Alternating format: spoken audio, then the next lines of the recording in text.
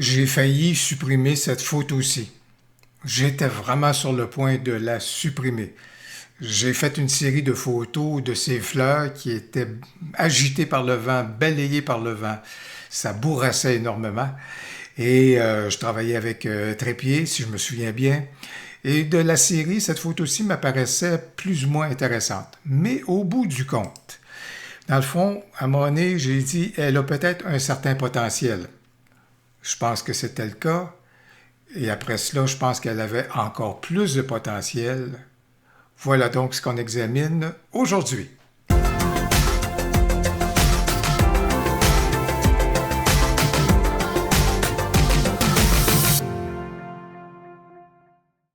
Alors, vous avez pu voir qu'on se dirige donc vers un noir et blanc. Qui dit noir et blanc, ça veut dire que c'est donc l'opposition entre les noirs et la lumière. C'est la lumière qui est la vedette. Alors, on veut donc faire jaillir la lumière donc dans notre photo. Et dans ce cas ici, bien sûr, la lumière, elle va jaillir à partir donc des fleurs qui sont donc en mouvement. Alors, c'est pour ça que d'entrée de jeu, dans les retouches initiales, je vais donc me tourner et assombrir, si vous voulez, ma photo. On va sous-exposer celle-ci, on va profiter des contrastes pour augmenter les contrastes de façon importante. Les hautes lumières, on va diminuer nos hautes lumières. Les ombres, on va ouvrir légèrement celles-ci. Au niveau des blancs, je vais profiter de l'astuce que vous connaissez dans Lightroom, donc de me tourner vers la touche Alt sur un PC ou encore Option sur un Mac, et donc de faire apparaître, voir à quel moment donné apparaissent nos premiers points blancs. Je pense qu'à partir de ce moment-ci, j'arrêterai là. Et du côté des noirs, toujours avec la même touche Alt sur PC ou Option sur Mac, on va diminuer nos noirs pour aller jusqu'à des noirs qui vont être vraiment purs, et on aime ça avoir des noirs purs dans le noir et blanc. Alors au niveau de nos retouches initiales, voilà donc où est-ce qu'on en est rendu. Au niveau des textures, on va en rajouter à peu près comme cela.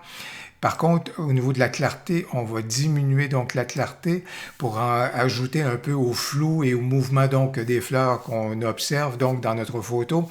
Alors donc initialement dans nos curseurs généraux, voilà donc les premières retouches que j'ai apportées à ma photo.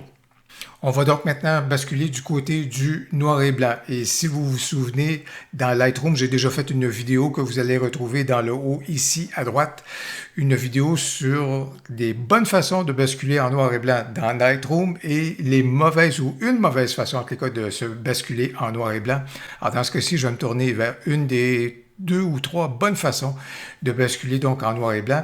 Et ce faisant, je vais donc cliquer juste ici sur noir et blanc. Alors ma photo vient de basculer dans cela ici et je vais tout de suite aller apporter des ajustements en profitant juste ici et bien sûr du panneau où on est capable de travailler sur nos canaux de couleurs. Et dans ce cas ici, je vais tout simplement laisser Lightroom donc apporter des corrections de façon automatique. Il a sous-exposé certains des coloris et ça me convient très bien.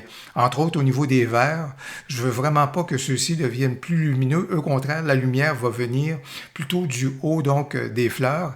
Alors ça me convient très bien. Et même au niveau du violet et du magenta, qui est la dominante du côté des fleurs, c'est correct là, que ça devienne pas trop lumineux, du moins certainement pas à ce stade-ci. Alors voilà donc, du point de vue donc du noir et blanc. On est donc bien parti, mais à partir de maintenant, on va se tourner vers nos outils de masque justement pour créer davantage un peu plus de noirceur et bien sûr la lumière dans notre photo. Je me tourne également vers les masques pour créer des zones d'ombre qui vont vraiment diriger le regard. Parce que ce que je veux qu'ils prennent la vedette, c'est la belle forme qu'on a juste ici en U, créée par les fleurs, de même que la diagonale qu'on retrouve juste ici, qu'on retrouve avec les fleurs. C'est vraiment cet endroit-là, cette portion-là, que je veux qu'ils retiennent donc à ce moment-là notre attention. Alors pour ce faire, on va commencer et se tourner vers les masques, surtout avec la nouvelle ergonomie qu'on retrouve dans Lightroom. Alors initialement, donc, un dégradé que je vais amener jusqu'ici à peu près. Et dans ce cas ici, je vais donc diminuer l'exposition dans cette zone-là de façon significative. Alors, vous voyez déjà, je suis en train d'éliminer la portion du haut. Même pour m'assurer que ce soit encore plus éliminé, on va créer un autre masque. Encore une fois, un dégradé linéaire. Encore juste un petit peu plus haut. peut-être jusque-là à peu près. Et encore une fois, on va atténuer donc l'exposition dans ce cas ici. Alors, peut-être de façon un petit peu moins prononcée, mais vous voyez que je viens encore une fois donc vraiment d'atténuer donc la tension qui pourrait être portée au haut de la photo. Je vous dirais également ce que je pourrais faire, c'est dans ce cas-ci, j'ai encore une fois un autre masque, un dégradé linéaire, et dans ce cas ici, c'est un dégradé linéaire qui va arriver dans ce coin-ci parce que ça va justement me permettre de bien cerner à ce moment-là la zone de lumière que je veux qu'il jaillisse juste aux confins de cette zone-ci. Et dans ce cas ici, encore une fois, on va amener une zone d'ombre. Alors, je vais aller jusqu'à peu près comme ça. Alors, vous voyez, on vient vraiment de cerner donc les zones lumineuses là, sur lesquelles on va travailler et puis notre regard déjà à ce moment-là converge vers la portion que je vous avais signalée. Maintenant, je vais commencer à travailler davantage au niveau de mes fleurs pour faire jaillir la lumière. Et là, je vais le faire d'une façon particulière, je vous dirais, juste pour vous montrer à ce moment-là, selon le fonctionnement donc des masques dans Lightroom à partir de maintenant, dans la version 11, vous allez voir qu'il y a certains enjeux. Alors, dans ce cas-ci, je vais me tourner vers un dégradé radial et je vais donc créer un premier cercle radial pour travailler donc au niveau de mes fleurs. Voici donc un tout petit peu la circonférence, je vous dirais la superficie au niveau de mon cercle radial. Et dans ce cas ici, je vais mettre mon contour progressif complètement à 100. Parce que ce que je veux, c'est que ce soit vraiment un peu évanescent, je vous dirais. Il ne faut pas sentir vraiment le halo qui est créé donc par le cercle radial.